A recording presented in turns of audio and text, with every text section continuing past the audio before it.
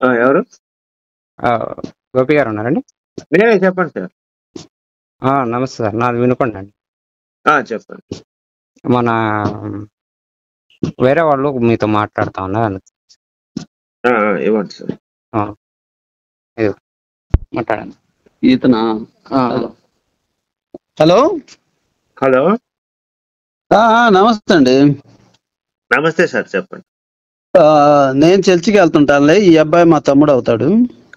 చెప్పండి సార్, చెప్పండి. వరుస తమ్ముడు. ఇట్లా ఇట్లా ప్రభు గురించి తెలుసుకోయ్యా, మీరు కూడా తెలుసుకోవాలి అని చెప్తామంటే ఒకసారి నాకు తెలిసిన బ్రదర్ ఉన్నాడు, మాట్లాడండి అని చెప్పాడు. అదే సార్, ఏం తెలుసుకోవాలండి? యేసుక్రీస్తు ఈ లోకానికి ఎందుకు వచ్చాడు? ఎందుకు వచ్చాడండి? ఈ లోకానికి రక్షకుడిగా వచ్చినాడండి, మన పాపాలు తీసేయడానికి. రక్షకుడుగానా? ఎవరికి రక్షకుడుగా? ప్రజలందరికీ. ఏ విషయంలో అండి రక్షకుడు అంటే? రక్షకుడు అంటే ప్రతి ఒక్కళ్ళు పాపంలో ఉన్నారు కాబట్టి పాపం నుంచి పాపానికి బానిస అయిపోయి వస్తా కొద్దిగా అదే చూద్దాం. నీళ్ళేం బాగట్లేదుగా, ఆపే ఒక 10 నిమిషాల్లో వస్తా. సరే, ఫోన్ మాట్లాడు. హలో, చెప్పండి సార్, నేను కూడా తెలుసుకుంటాను, చెప్పండి సార్. ఓకే. అట్లా ఈ సర్వ మానవులు పాపానికి బానిసై పాపానికి దాసులు అయిపోయారు. ఓకే. అయితే దాని నుండి విడిపించడానికి తీసేస్తాడండి మన పాపం. ఆయన పరిశుద్ధుడిగా, ఆయనలో ఏ పాపం లేదుగా. ఎవరు చెప్పారు ఆయనలో పాపం లేదని? ఏం పాపం ఉంది? అదే పాపం ఏముంది? ఆయన పాపం చేయలేదన్నాడా, పాపం లేదన్నాడా? ఆయన పాపము చేయలేదు. మనం పాపలం కాబట్టి మనల్ని రక్షించడానికి వచ్చాడు. పాపం చేయలేదు అని ఎక్కడ రాసిందో బైబిల్లో చూపించండి. చేశాడని మీరు ఎట్లా చెప్పగలుగుతున్నారు? కరెక్ట్, మంచి ప్రశ్న అడిగారు. ఏం టిఫిన్ చేస్తున్నారా? పర్లేదండి, ఏం కాదు. చెప్తాను సార్, బైబిల్ నుంచి కొన్ని రిఫరెన్స్లు చూపిస్తాను. చెప్పండి. దగ్గర బైబిల్ ఉందా? ఉందిలే. కొన్ని రిఫరెన్స్లు చెప్తాను, తీయండి సార్. అంటే చెప్పండి, బైబిల్ తీస్తున్నాను. మత్తయి సువార్త 3వ అధ్యాయం 6వ వచనం తీయండి.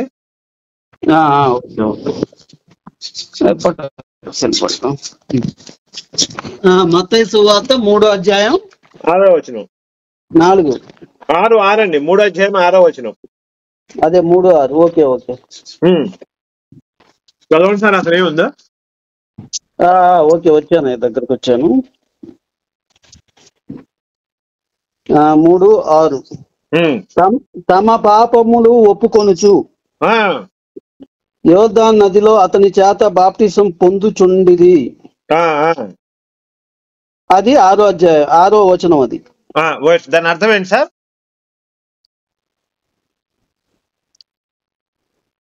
ఇప్పుడు ఆయన వాక్యం విని దాని అర్థం ఏంటండి? ఎవడైతే బాప్టిజం తీసుకుంటాడో, ఎవడైతే తన పాపాలు ఒప్పుకొని బాప్టిజం తీసుకుంటే వాడు పాపాలన్నీ క్షమించబడతాయి. అవును, అంతే కదా. మరి యేసు కూడా బాప్టిజం తీసుకున్నాడు కాబట్టి నాలో పాపం లేదన్నాడు, పాపం చేయలేదన్నది గుర్తుపెట్టుకోండి సార్ మీరు. పాయింట్ జాగ్రత్తగా, పాస్టర్లు అందరూ మిమ్మల్ని ఎట్లా మోసం చేస్తున్నారు. నేను పాపము చెయ్యలేదు అంట వేరు, నాలో పాపము లేదంటాం వేరు. గుర్తుపెట్టుకోండి, నాలో పాపం లేదంటే ఎవడు ఏసేమంటాడు? నాలో పాపం ఉందని ఎవడు స్థాపిస్తాడు? అవును, పాపం ఎందుకుంటది? నమ్మి బాప్టిజం తీసుకున్నాడు కదా ఆయన. పాపం చేయలేదనలేదు, గుర్తుపెట్టుకోండి సార్, పాయింట్ జాగ్రత్తగా. నేను పాపము చేయలేదు అన్నాను అనుకోండి, నేను జీవితంలో ఎప్పుడు నాలో పాపం లేదంటే ఇంతకు ముందు ఉంది కాబట్టి బాప్టిజం పొందాను కాబట్టి పాపం పోయిందని చెప్పి మీరు కూడా బాప్టిజం పొందండి, మీ పాపాలు క్షమించబడితే దేవుడు క్షమిస్తాడు, మీకు పరలోక రాజ్యం ఇస్తాడని చెప్పింది కాన్సెప్ట్. ఆయన అది చెప్పింది అక్కడ. కాదు, అది కాదు. మీరు అక్కడే పప్పులో కాలేశారు. కానీ నేను అక్కడ ఉన్న వాక్యం కాదండి. నేను పాపం చేయలేదన్నాడా, పాపం లేదన్నాడా? ఫస్ట్ మీరు అది చెప్పండి. ఆ వాక్యం దేండి, ఎక్కడుందో? నాలో పాపం ఉందని ఎవడు స్థాపిస్తాడు అని, నాలో పాపం ఉంది అని చెప్పి ఎవడు పాపం ఉండదు, బాప్టిజం తీసుకున్నాడు. కాదు కాదు ఆయన పిచ్చి పిచ్చిగా మాట్లాడుతూ బైబుల్ తెలియకుండా నీకు కాదండి. ఇప్పుడు ఆయన పాపము ఆయన చేయలేదు. నేను అడుగుతున్నది అది కాదు, మీ ప్రశ్న ఏంటంటే ఫస్ట్ పాపం చేయలేదన్నాడా పాపం లేదన్నాడా? ఫస్ట్ అది చెప్పండి. బైబిల్ రిఫరెన్స్ తీయండి. అది నాలో పాపం ఎవడు స్థాపిస్తాడని ఉంటుంది. తీయండి, ఆ రిఫరెన్స్ తీయండి మీరు. దానికి అర్థం ఏంటండి? అదే కదా, పాపం లేదనే కదా. ఇంతకు ముందు ఉండేది ఇప్పుడు లేదండి. పాపం చేయలేదని లేదా? ఆయన బాప్టిజం తీసుకున్నాడు కాబట్టి ఆయనలో పాపం క్షమించబడింది, ఆయన పాపాలన్నీ పోయినాయి. అది కాకుండా ఆయన పుట్టిన దగ్గర ఒక్క నిమిషం వినండి, పుట్టిన దగ్గర నుంచి కూడా ఆయన సాధారణ మనిషిగా జీవించాడు. ఆయన మహిమలు గాని శక్తులు గాని ఏమి లేవు. అవునా? అవునా కాదా? ఎవరన్నారు లేవని? ఎక్కడున్నాయి చూపించండి రిఫరెన్స్. ఆయనకు శక్తులు మహిమలు ఉన్నాయని చెప్పి మీరు రిఫరెన్స్ చూపించండి చాలు, నాకు బైబిల్లో ఒప్పుకుంటాను. ఎక్కడున్నాయి చూపించాలి, నోటి మాటలు కాదు. అంతకు ముందు ఉన్నాయి అంటే ఎక్కడున్నాయి? ఇప్పుడు మత్తయి సువార్తలో మొత్తం ఆయన ఎట్లా తిరిగాడు, ఆయన ఎందుకు వచ్చాడు మొత్తం ఉంది. మీరు ఆల్రెడీ చదివామంటున్నారు. కాదని అడిగిందని చెప్పండి సార్. నేను అడిగిన దాన్ని తప్ప మీరు ప్రతిదానికి సమాధానం చెప్తారా? ఇదేం అలవాటు మీకు ఇది? నేను అడిగింది కాదు. ఆయన బాప్టిజం పొందుకు ముందు ఏమన్నా మహిమలు చేశాడా? అవి ఉంటే చూపించండి నాకు. అయ్యో, మత్తయి సువార్త మీరు చదివారు కదండి, ఆల్రెడీ మీరు చదివామంటున్నారు కదా. రిఫరెన్స్ చూపించండి, నేను తీస్తాను ఇప్పుడు మత్తయి సువార్త. సరే సరే, అయితే రిఫరెన్స్ చూపించి తీసుకోక ముందు ఆయన ఏం మహిమలు చేశాడో చూపించండి చాలు, నాకేమొద్దు. బాప్టిజం తీసుకో ముందు మీరు చెప్పేది ఏం మహిమలు చేశాడు ఆయన? యోహాన్ దగ్గర ఆయన బాప్టిజం తీసుకున్నాడు.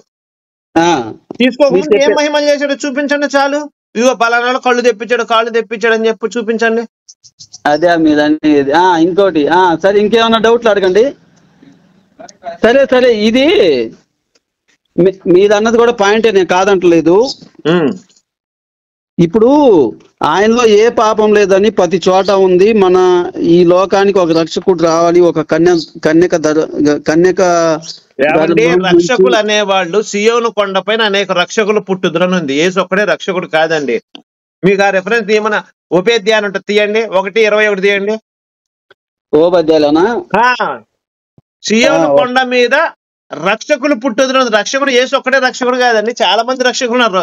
మోసే కాలానికి మోసే రక్షకుడు, అలా ఒక్కొక్క కాలానికి ఒక్కొక్క రక్షకుడు ఉన్నాడు. యేసు ఒక్కడే రక్షకుడు కాదండి, మీ పొరపాటు. చూడండి, ఉపేధ్యాయ 1:21 తీయండి. ఏమండి, యేసు ఒక్కడే రక్షకుడు, యేసు ఒక్కడే కాదు రక్షకుడు అని మీరు అన్నారు. యేసు ఒక్కడే. ఇప్పుడు మోసే కాలంలో రక్షకుడు అండి. ఎలా, ఏ విషయంలో రక్షకుడు? ఏ విషయంలో రక్షకుడు సార్?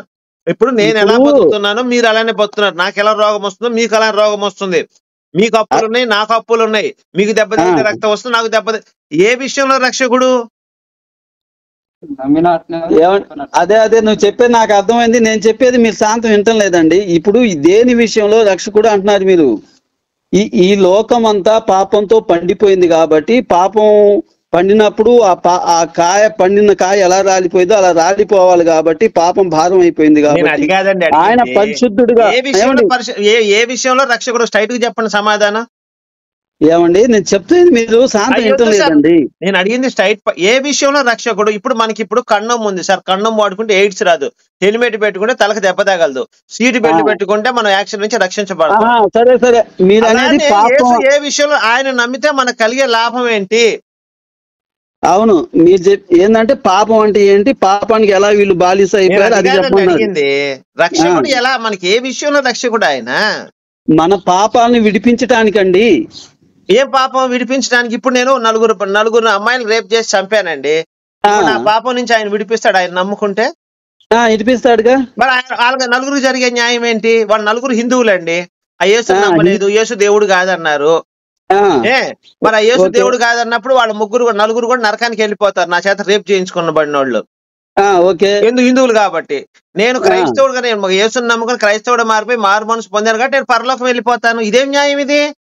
నా చేత రేప్ చేయించుకున్న వాళ్ళు నరకంలోకి వెళ్ళారు. ఇప్పుడు నీ కూతురే ఉందా, నీ పెళ్ళామే ఉంది, నీ కూతురికి పెళ్ళానికి ఇలానే చేశాను. నేను చేస్తే యేసుని నమ్ముకుని నేను స్వర్గానికి వెళ్ళిపోయాను, నీ పెళ్ళాం పిల్లలు నరకంలో పడ్డారు. మీరు హిందువులు కాబట్టి ఇది ఒప్పుకుంటావు నువ్వు? మరి అలాంటి దేవుడు అవుతాడా, వ్యాపారస్తుడు అవుతాడా?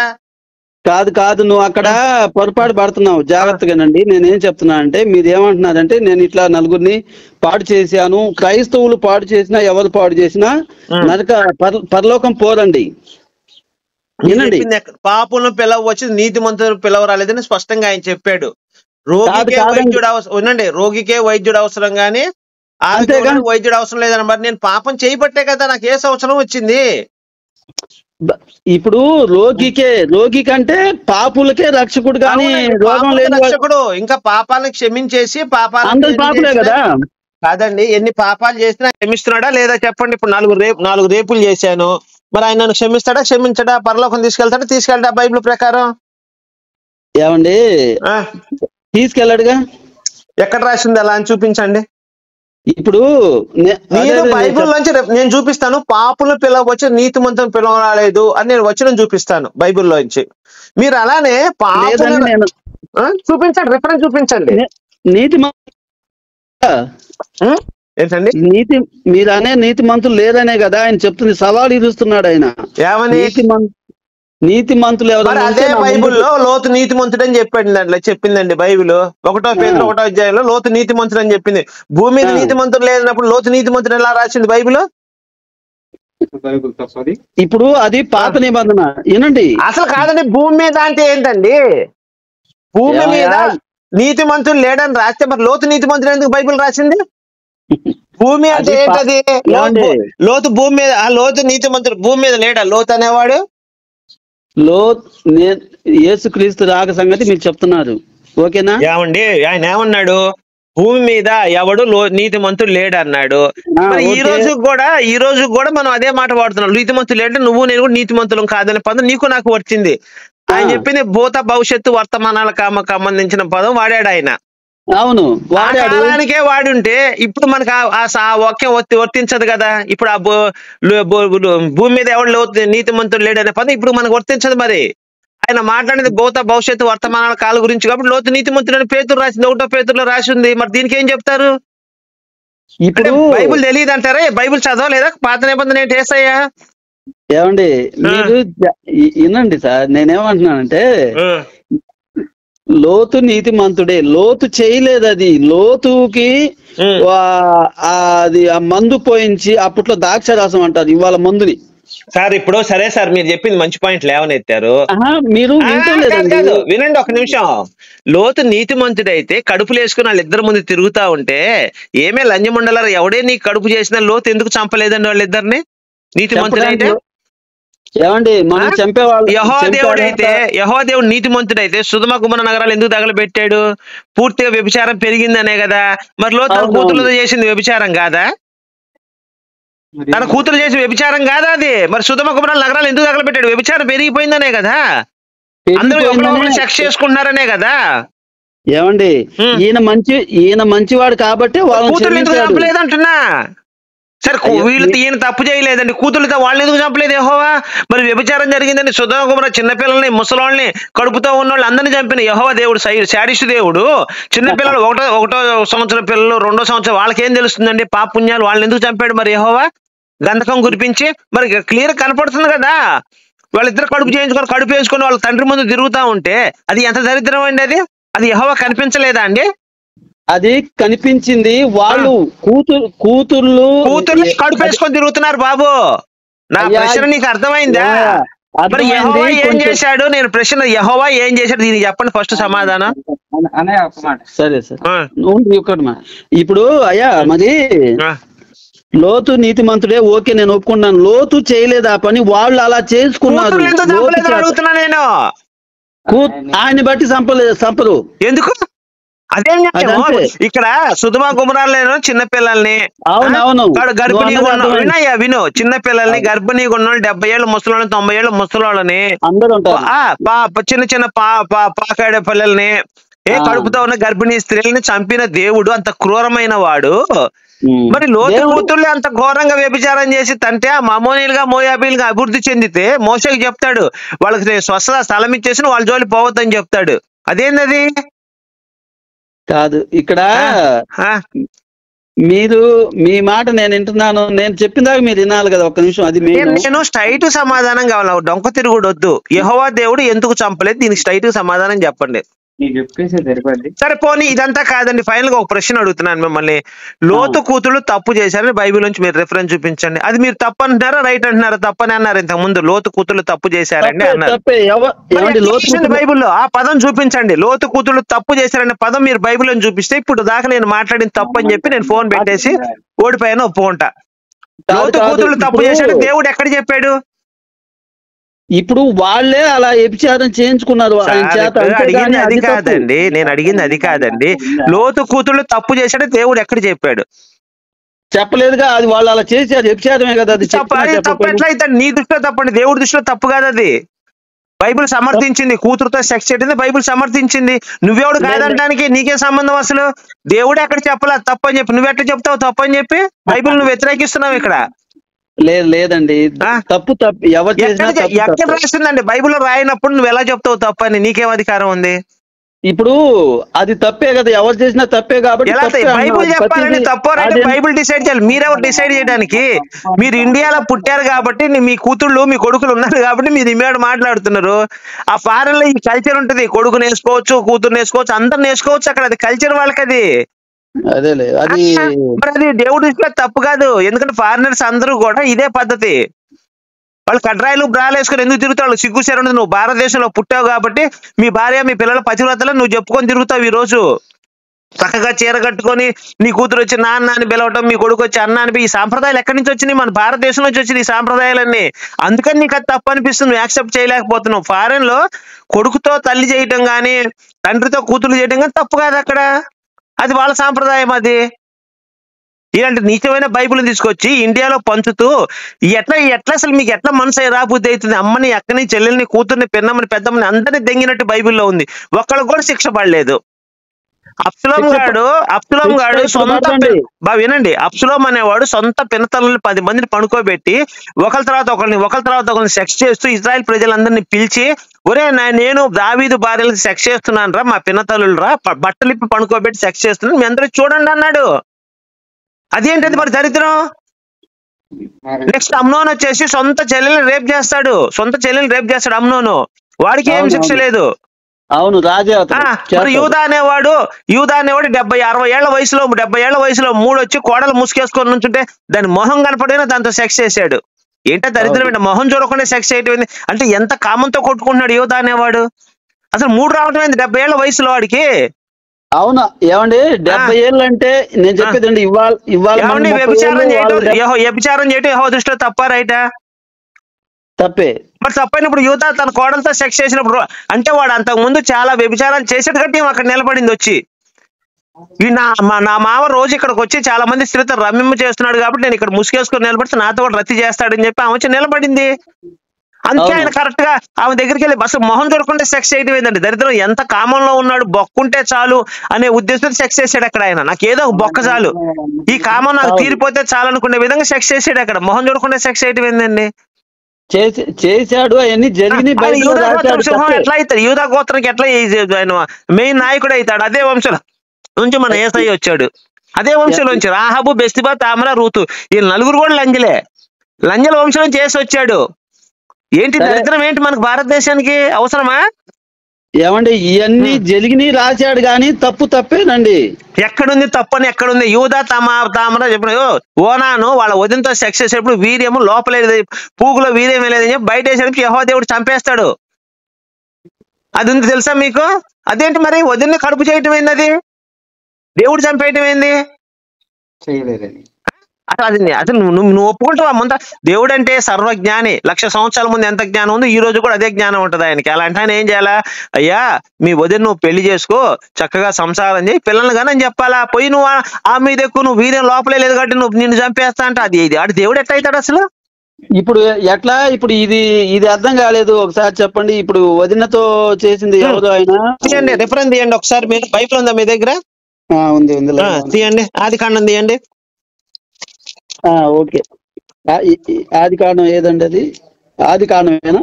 ఆదికాండం 38, 9, 10 వచనాలు చదవండి మీరు. 38, 9, 10.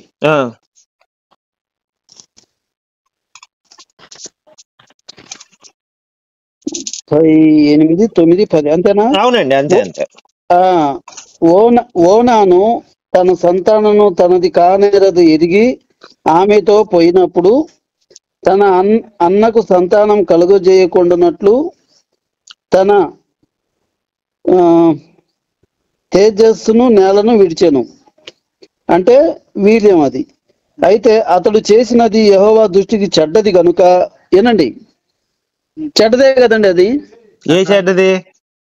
ఇప్పుడు 38:8 వస్తున్నాం అండి. చేయండి, కామెడీ చేయండి, మీరు కామెడీ చేయండి, నేనేమవుతాను. లేదు ఒక్కసారి అండి, ఒక్కసారి చేయండి, కామెడీ చేయండి. కామెడీ కాదండి కామెడీ అనంటే బాబు మీరు చేసేది. మీకు బైబిల్ తెలీదు, పాడు తెలీదు, ఊరిని వచ్చి ఏదో మాట్లాడుతున్నారా, యేసుని నమ్ముకొని మీకేదో మంచి జరిగిందని. అచ్చా మీరు మీ వర్షం మీరు చెప్పండి. సరే, మీరు 8, 9 చెప్పారులే, నేను 9 వచ్చానులే, 8 వస్తున్నాను మళ్ళీ. 8 చదవండి సార్, చదవండి. 8. అప్పుడు యూదా ఓనానుతో, నీ అన్న భార్య వద్దకు వెళ్ళి మరిది ధర్మము జరిగించి నీ అన్నకు సంతానం కలుగు చేయమని చెప్పాను. ఓనాను తన సంతానమును తనది కానేరదుకు ఎరిగి ఆమెతో పోయినప్పుడు తన అన్నకు సంతానం కలుగజేయకుండానట్లు తన తేజస్సును నేలను విడిచాను. 8, 9. చెప్పండి సార్, ఇప్పుడు ఏమర్థమైంది మీకు? అసలు ఏమర్థమైంది దాంట్లో చెప్పండి ఫస్ట్ మీరు.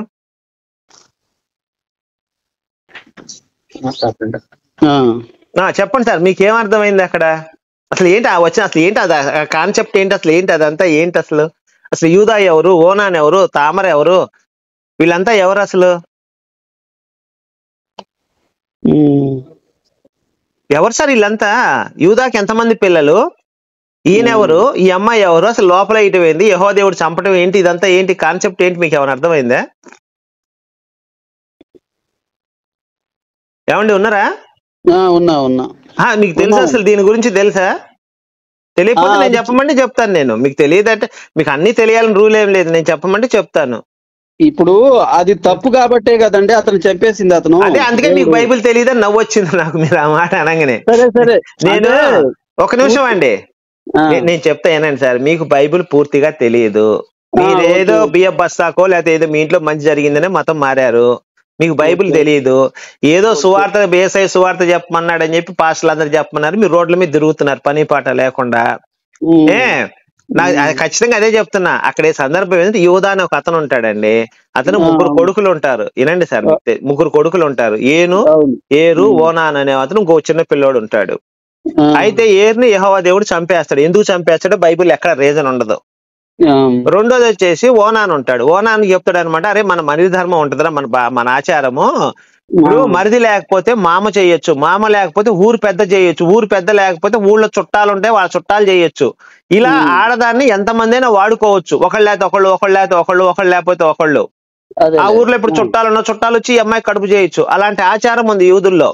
ఆచారం పెట్టింది కూడా, ఈ ఆచార వ్యవహారాన్ని కూడా యెహోవా దేవుడు పెట్టినవే, గుర్తుపెట్టుకోండి. అయితే ఏమైందంటే, ఓనా అని చెప్తారే మన సాంప్రదాయం రా ఇది, ఆ అమ్మాయికి నువ్వు వెళ్ళి కడుపు చేయరా అంటాడు. సరే ఈయన ఏం చేస్తాడు, మన ఆచారం కదా అని చెప్పి వెళ్ళి కడుపు చేస్తాడు. అప్పుడు ఆయనకు ఆలోచన వస్తున్నాడు, అరే నా అన్న సంతానం అయింది కానీ నా సంతానం ఎట్లా అయింది, అయితే ఆలోచన వస్తుంది ఆయనకు. వచ్చినప్పుడు ఏం చేస్తాడు, వీరిని తీసుకెళ్లి నేల మీద వేసేస్తాడు. యెహోవా దేవుడు కోపం వస్తుంది, వచ్చి అరే బాబు నేను పెట్టిన రూల్ నువ్వు ప్రతిఘటిస్తావని చెప్పి చంపేస్తాడు. మీకు ఇంకో పాయింట్ ఉంది ఇక్కడ. ఒకవేళ కనుక వీడు వదిన చేయడం, సెక్స్ చేయడం తప్పని నేను చంపేశాడని మీరు అనుకుంటే, మరి యూదా కూడా అక్కడ కడుపు చేశాడు, మరి యూదాని ఎందుకు చంపలేదు? యూదా కూడా వదినతో చేశాడంట. వదినతో కాదండి, తామరతోటి. ఇప్పుడు ఈమెతో పెద్ద కొడుకు, చిన్న కొడుకు, మామ, 3 సెక్స్ చేస్తారు ఈమెతోటి. మరి ఏంటి సార్ ఇదంతా మన ఆచారమేనా? అసలు మన పనికొస్తుందా ఈ బైబిల్? చెప్పండి. ఇలాంటి బూత్ పుస్తకాలను పట్టుకొని వచ్చి ప్రచారం చేయడం ఎంతపాటు కరెక్ట్ అండి? హిందువులను మార్చడం దాంట్లో ఒక్కడన్నా పనికొచ్చే విషయం మీరు చెప్పండి. పోనీ బైబిల్లో ఇప్పుడు మన హిందూ సాంప్రదాయం ఉందండి, ఇప్పుడు మీరు బతుకుతున్న బతుకంతా కూడా హిందూ సాంప్రదాయమే. అవునవును. మీరు కట్టుకున్న మీ భార్య గారు చీర కట్టుకుంటున్నారు, వాళ్ళు మిడ్డీలు వేసుకొని తిరుగుతారు, కడ్రాయిలు వేసుకొని తిరుగుతారు వాళ్ళు. అదేలే.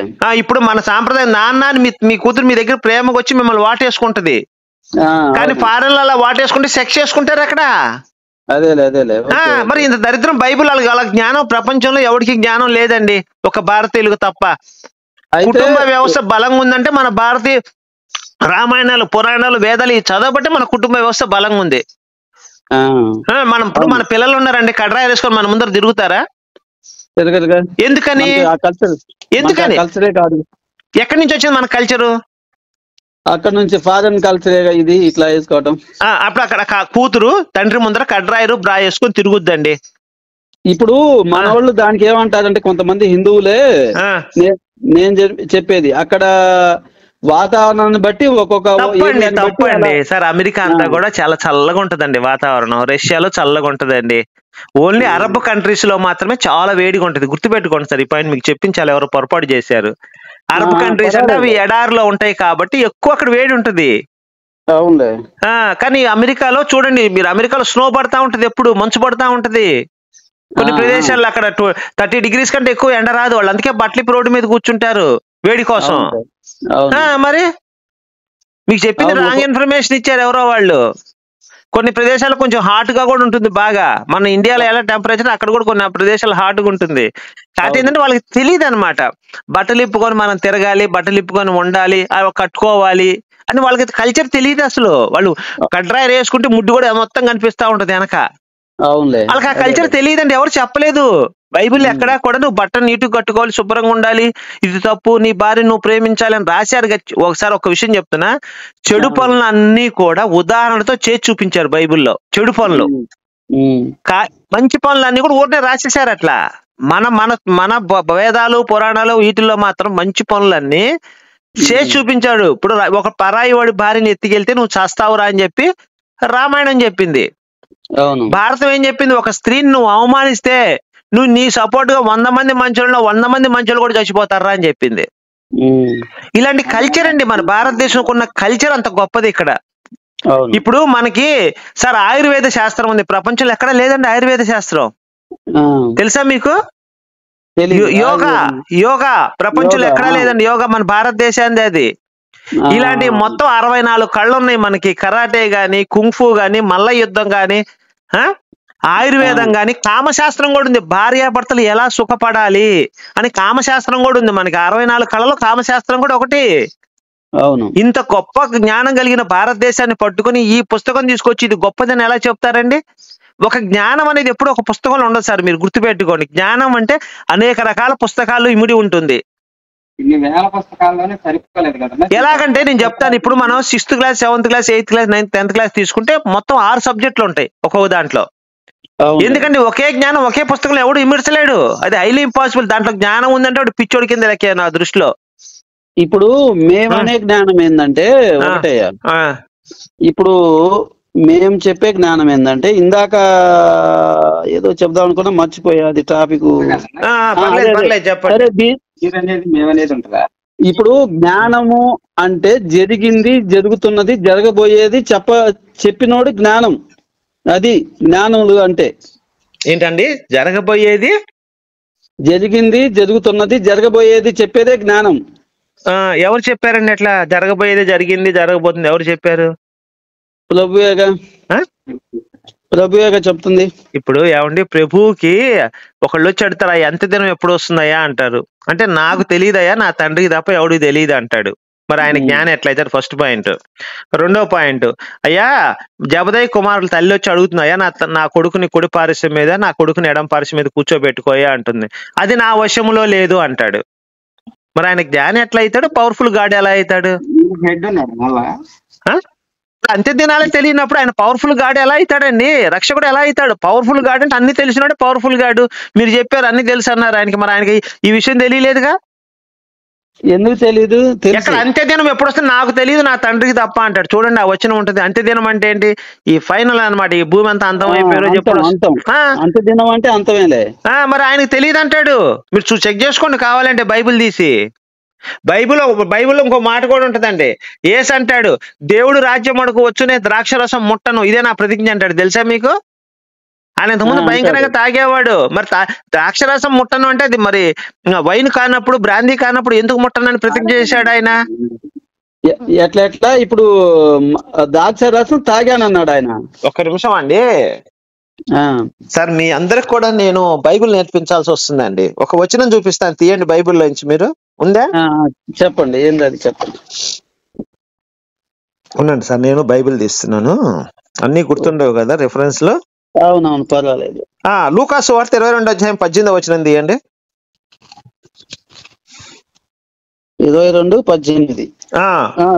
చదవండి సార్. అక్కడే ఉంది, చదవండి సార్. ఇక మీదట దేవుని రాజ్యం వచ్చే వరకు నేను ద్రాక్ష రసం తాగనని మీతో చెప్పుచున్నాను నేను. అంటే ద్రాక్ష రసం అంటే గ్రేప్ జ్యూసేనా మీ దృష్టిలో? ద్రాక్ష రసం అంటే అది మందే అనుకుంటున్నాను నేను, అప్పట్లో మందే అది. మరి మందు అయితే ఆయన తాగటం మానేయటం అని ప్రతిజ్ఞ చేయటం ఏంటండి? అసలు మందు తాగటం ఏం దేవుడు అనేవాడు?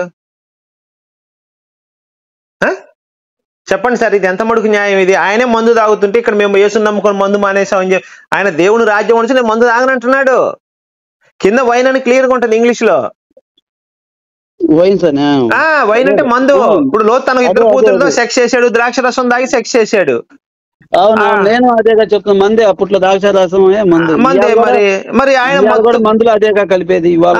వస్త్రహీనుడై పడి ఉంటాడు. అతని పేరేంది మర్చి, ఓడ ప్రయాణం ఉంటది కదా, అతని పేరు మర్చిపోయాను. ఓడ ప్రయాణం ఎవరండి అతను?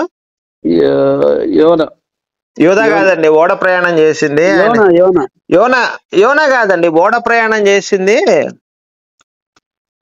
అదే అంటే ఇంకొక దేశం నుంచి ఇంకో దేశానికి ఇంకొక ఊరికి పోమంటే ఆ ఊరికి సృష్టిని అంతా నాశనం చేసేస్తాడు చూడండి యెహోవా దేవుడు. మొత్తం వర్షం కురిపించేస్తాడు. సరే, ఆయన పేరు ప్రస్తుతానికి గుర్తు రావట్లేదు.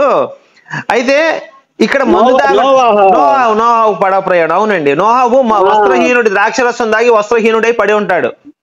అవునవును, అప్పుడు వాళ్ళు తాగేవాళ్ళు. అప్పుడు వెనక మరి అది ఇప్పుడు దేవుడు అనేవాడు తాగటం కరెక్ట్ అంటారండి మీ దృష్టిలో? మరి మందు తాగి కిక్ వచ్చి హాయిగా ఎంజాయ్ చేయటం అనేది రైట్ అంటారా మీ దృష్టిలో? రైట్ కాదుగా, ఎవరు చెప్పినా రైట్ కాదు. ఎలా ఉంది మరి చెప్పండి సార్, ఇప్పుడు దీనికి ఏం చెప్తారు? నేను చెప్పిన రిఫరెన్స్లు అన్ని కూడా తప్పు అంటారా ఏమన్నా? ఏమండి, అది తప్పే. అది పాత నిబంధన. వాళ్ళు అలా జరిగింది చెప్పాడు, అది రైట్ అని ఎవరు చెప్పరు. దానికి దేవుడు కూడా చెప్పడు.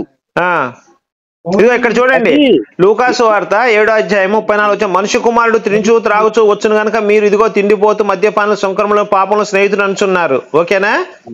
33 మళ్ళీ 33, 34 చదువుతాను చూడండి సార్. యేసు ఎంత పచ్చి తాగుపోతో మీకు చెప్తాను ఈ విషయం. ఏది లూకాలోనేనా? లూకాసు వార్త 7:33. ఒక్క నిమిషం తీయండి సార్. 7:33. 7:33 తీయండి సార్. 33, 34 చదవండి. 7:33. 7:33లో అది కాదే ఉంది. 7:33లో సంత వీధులలో కూర్చొని. లూకాసు వార్త 7:33. అదే చూడండి సార్, మీరు తప్పు తీశారు. అక్కడ లూకాసు వార్త 7 అని ఉంటుంది. నేను తీసింది అదే. నేను చదువుతాను వినండి సార్. బాప్టిజం ఇచ్చి యోహాను రైట్, బాప్టిజం ఇచ్చి యోహాను రొట్టె తినకయు ద్రాక్ష రసము తాగకయు. ఆగండి. బాప్టిజం యోహాను ఏంటి? రొట్టె తినడు. ఆయన తినేది బెడతలు పుట్టతేనే. ద్రాక్ష రసము తాగడు. అవును, అంటే ఆయనకు మందు అలవాటు లేదు. ఓకే. 33 34 చూడండి.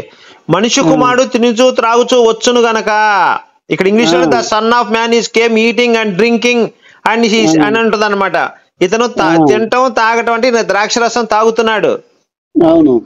మరి చూడండి సార్, ఇక మీరు యేసుని నమ్ముకొని మేము మందు మానేసాము, యేసుని నమ్ముకొని మేము ఇట్లా చేసాం అట్లా చేసాం అంటే ఆయనే తాగుపోతే అయితే మరి ఆయన ఇంకెట్లా అండి? ఆయనే ప్రతిజ్ఞ చేసుకురండి, దేవుడి రాజ్యం ఉంటే నేను తాగను రా బాబు మానేశానని. అదేలే కానీ అది దానికి అర్థం అది కాదండి. అది దేని అర్థం? ఇప్పుడు ఇక్కడ ఏది 33 నేను చదువుతున్నాను. 34 చదువుతున్నా. మనుష్య కుమారుడు తినుచును త్రాగుచును వచ్చెను గనుక మీరు ఇదిగో వీడు తిండిపోతును మద్యపానీయు. మద్యపానీయు చూడండి, వినండి. మద్యపానం అంటే ఏంటండి? మంచినీళ్ళు తాగటం ఏంటి? నాకు తెలియక అడుగుతున్నాలే సార్. మద్యపానం అంటే మందేగా. అక్కడ ఏంటంటే యోహాన్ తాగట్లేదు, నేను ఎక్కువ తాగుతున్నాను కదా నన్ను తాగుపోతా అంటున్నారు మీరు అని చెప్పి ఆయన మొత్తుకుంటున్నాడు. ఆ మాట చెప్పింది స్వయాన యేసే. ఒరే యోహాన్ ఏమి తాగట్లేదురా, నేను తాగుతున్నాను, మీరు నన్ను తిప్పి పొడుస్తున్నారని చెప్పి యేసే మొత్తుకుంటున్నాడు. అక్కడ తాగట్లేదని మొత్తుకుంటున్నాడు. యోహాన్ తాగట్లేదు, నేను తాగుతున్నానని చెప్పి అంటున్నాడు అక్కడ. అట్లా అంటున్నాడా? అక్కడ ఏమంటున్నాడంటే, ఒరే బాబు యోహాన్ తాగట్లేదురా, నేను తాగుతున్నాను, నన్ను తిండిపోతూ తాగుపోతాను మీరు నన్ను దెప్పి పొడుస్తున్నారు, యోహాన్ తాగట్లేదు కాబట్టి వీడు దయ్యం పట్టింది మీరు అంటున్నారు అని చెప్తున్నాడు. డిఫరెన్స్ చెప్తున్నాడు అక్కడ. ఇప్పుడు నేను యేసండి, మీరు యోహాను, నేను యేసును కాబట్టి అరే నేను తింటున్నాను తాగుతున్నాను కాబట్టి నన్ను తాగుపోతూ తిండిపోతూ అంటున్నారా, యోహాన్ తాగట్లేదు కాబట్టి వీడు దయ్యం పట్టింది అంటున్నారా, నేను తాగిన నన్ను తిడుతున్నారు తాకపోయినా వాడిని తిడుతున్నారు, ఏం మనుషులు రా మీరు అని చెప్పి యేసు మొత్తుకుంటున్నాడు అక్కడ. అవును అవును అరుస్తాడుగా. అదే ఆయన బాధపడుతుంది. అదే ఒరే బాబు నేను తాగాను తిన్నాను. చెప్పండి. అదే అదే ఇప్పుడు యోహాన్ తాగాడు కాబట్టి ఈయన స్నేహితుడు ఈయనే కాబట్టి ఇంకా నీకు చెప్పిన వాళ్ళు నాకు కూడా అదే చెప్తారు కదా, ఇద్దరు ఒకటే కదా అంటారు అన్నట్టుగా చెప్తున్నాడు అక్కడ. అవునండి అవునవును. చదవండి సార్ బైబిల్ అంతా కూడా మన భారతదేశానికి పనికొచ్చి. ఆయన చెప్పింది కాన్సెప్ట్ ఒక్కటేనండి. ఏసి చెప్పింది మీకు పరలోకం ఇస్తాను అని చెప్పాడు. అసలు పాత నిబంధనలు ఎక్కడో కూడా యెహోవా చెప్పలా ఒరే బాబు మీకు అందరికి పరలోకం ఇస్తాను అని యెహోవా ఎక్కడ చెప్పలేదు. ప్లస్ పాత నిబంధనలు ఎవరికి దయ్యాలు పట్టలేదండి. ఒక దావీదుకో ఎవరికో దయ్యం పడితే ఈయన దావీదు కాదు సౌలుకి దుష్టాత్మ యెహోవా పంపిస్తే ఆయన వైలిన్ వాయిస్తే దుష్టాత్మ పోయిద్ది. అది ఒక్క చోట ఉంటుంది బైబిల్లో. వీళ్ళు మోషే వీళ్ళందరూ కూడా కొన్ని 400 సంవత్సరాలు ఆడవాళ్ళు తిరిగితే ఎవరికి ఒక్కసారి కూడా దయ్యం పట్టినట్లేదు కదండి బైబిల్లో. లేదుగా. మరి కొత్త నిబంధనలో దయ్యాలు వచ్చినాయి. ఏది కుంటి దయ్యం, మోగ దయ్యం, గుడ్డి దయ్యం కూడా వచ్చింది ఆఖరికి. దయ్యాల్లో కుంటివి ఎలా ఉంటాయండి, మోగవి ఎలా ఉంటాయి? దయ్యం అంటే ఆత్మ కదా, ఆత్మ కుంటి గుడ్డి దయ్యం ఏంటి మరి అది ఏంటిది? ఎన్ని కల్పించాడు యేసు. పాత నిబంధనలు లేనటువంటి వాటిని పరలోకం ఉంది మీకు నేను ఇప్పిస్తానని చెప్పి పాత నిబంధనలు యెహోవా ఎక్కడ చెప్పలేదు అసలు. మీ అందరూ ఏలియాను అనోకిని ఇద్దరు ఉంటారు, వాళ్ళిద్దరే పరలోకం వెళ్ళారు. అగ్నిరథం వచ్చి వాళ్ళని తీసుకొని వెళ్ళొద్ది. కొత్త నిబంధనలు అసలు మొత్తం పరలోకం గురించే ఉంది. మీ అందరూ పరలోకం ఇచ్చేస్తా, మీ పాపాలు క్షమించేస్తా, నేను మీ అందరికి మనుషులకి దేవుడికి మధ్యవర్తిని నేనే, మీ అందరు నేను చెప్పినట్టుంటే మీకు పరలోకం ఇచ్చేస్తా అన్నాడు. అందుకే యూదులు కొట్టి చంపారు. పాత నిబంధన ఆయన క్లియర్గా వ్యతిరేకించాడు, అందుకే యూదులు కొట్టి చంపేశారు. అవునవును.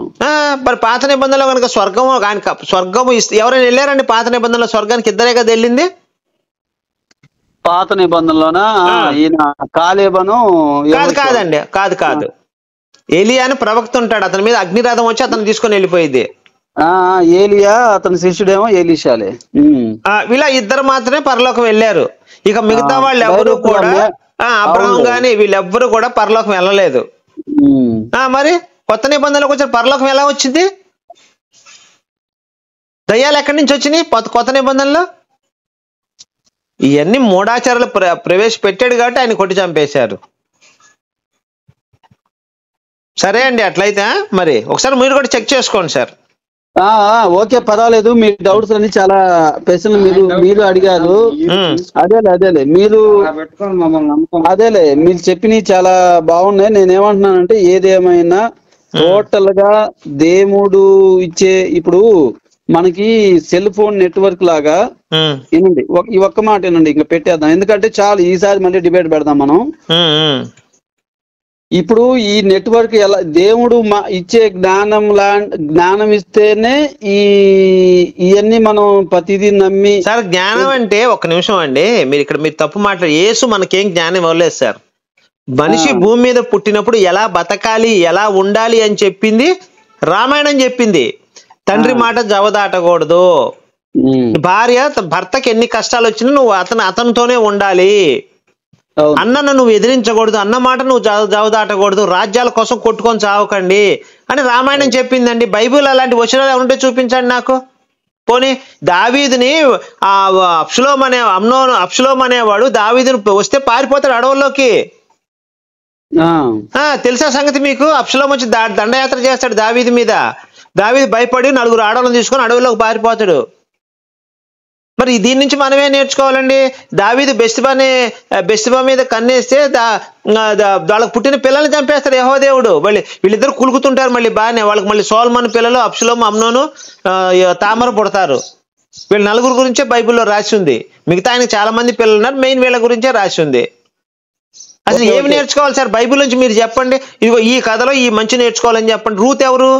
లోతు యొక్క సంతానంలో బోయాజుని చేసుకుంటుంది. ఆ లోతు బోయాజు మనవడే దావీదు. ఒక్కటన్నా మంచి చరిత్ర ఉందా సార్ బైబిల్లో? ఇదని చెప్పి ఇదని తెలుసుకోవడానికి అంతా వ్యభిచారము సెక్స్ తప్పితే మొత్తం ఏముంది సార్ బైబిల్లో జ్ఞానం మనకి? ఏముంది చెప్పండి బల ఇదిగో ఇది సార్, నేను లోతు నుంచి మేము ఈ కుటుంబంలో మేము ఇది నేర్చుకున్నాము. మీరు చెప్పండి, ఏమన్నా చెప్పండి, ఒక రెఫరెన్స్ చూపించండి. ఒక రాజుకి కానీ, ఒక రాణికి కానీ, ఒక అమ్మాయికి కానీ, ఒక అబ్బాయికి ఇది నేర్చుకున్నామని చెప్పండి. ఇప్పుడు పాత నిబంధనలో జరిగి చెప్పాడు కాబట్టి అలా జరగకూడదనే చెప్పింది ఆయన.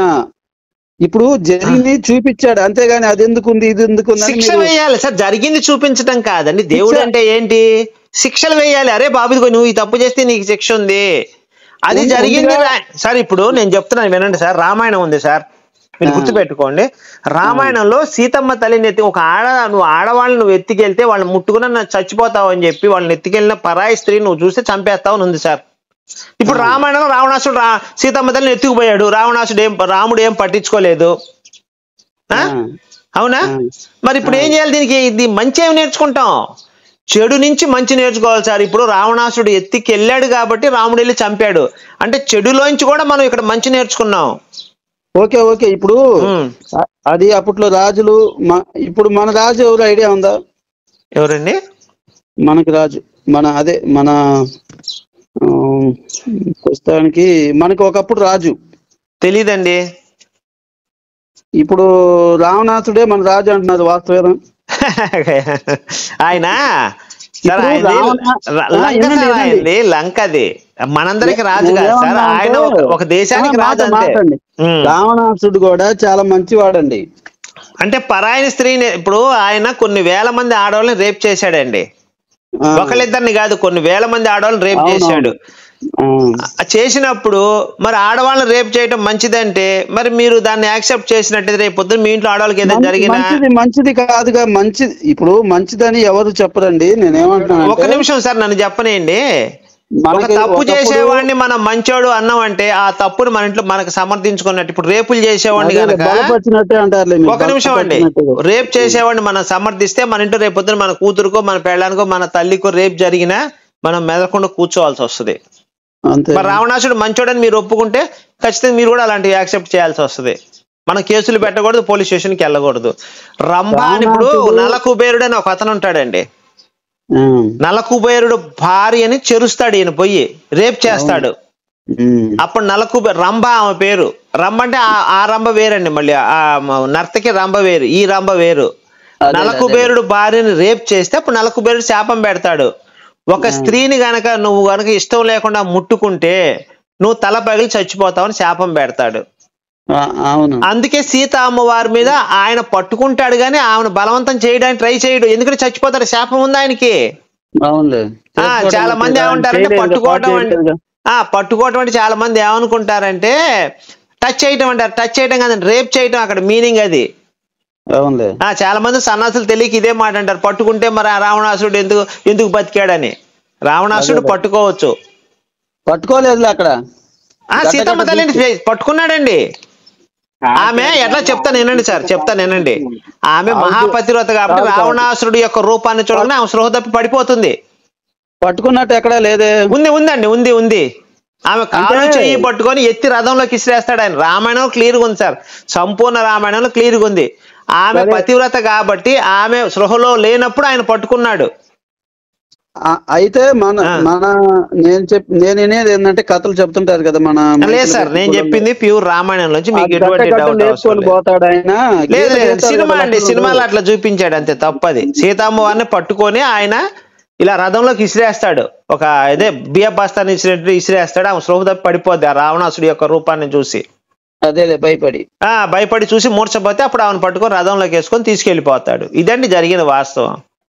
ఇది చాలా ఉంటాయి సార్, ఇవన్నీ మీరు చదవండి సరేనా. ఇప్పుడు బైబిల్లో నుంచి మనకు వచ్చిన జ్ఞానం ఏమీ లేదు సార్, నేను చెప్తున్నాను కదా. బైబిల్లో మనకు పనికొచ్చేది కానీ భారతదేశానికి పనికొచ్చేది కానీ ఏమీ లేదండి. మీరు కూడా ఒకసారి జాగ్రత్త చూసుకోండి. ఇప్పుడు మీరు చెప్పిన వాటిల్లో తప్పులు ఇవన్నీ కాదు సార్. మీరు మతం ఎందుకు మారారు చెప్పండి, పోనీ ఏంటి మీకు కలిగిన మంచి ఏంటి చెప్పండి ఫైనల్ గా. ఇంకా మన బైబిల్ గురించి మాట్లాడద్దు. మీరు ఎందుకు మతం మారాల్సి వచ్చింది అంటే కారణం లేకుండా బైబిల్ చదివేసి మీరు మతం మారారా, లేదా మీకు మంచి జరిగిందని? ఇప్పుడు ఫస్ట్ పాయింట్ ఏంటంటే ఆది కాండంలో దేవుడు భూమి ఆకాశాలను సృజించనున్నప్పుడే దేవుడు ఆత్మీయ జ్ఞానం ఇచ్చేసాడు. ఇది ఆత్మీయ జ్ఞానానికి సంబంధించింది. ఈ లోక జ్ఞానంగా ఎంతో బైబిల్ ఎంత చదివి దాన్ని ఎంత తర్కించినా అది తెలిసేది వేరే కాదండి. కాల్ మాట్లాడితే ఒక 2 minutes లో చేస్తానండి. పర్వాలేదు, ఈసారి చేద్దామండి, మళ్ళీ నేను ఒక రోజు చేస్తాను. సరే అండి, రైట్ సార్, ఓకే అండి, రైట్. ఓకే మాట్లాడదాంలే, నాకు బాగా ఇష్టంగా ఉంది. డిబేట్ చేద్దాం, చాలే. సరే, నేను చెప్పిన పాయింట్లు మీరు ఒకసారి రిఫర్ చేసుకోండి, మళ్ళీ మాట్లాడదాం. ఓకే సరే అండి, రైట్.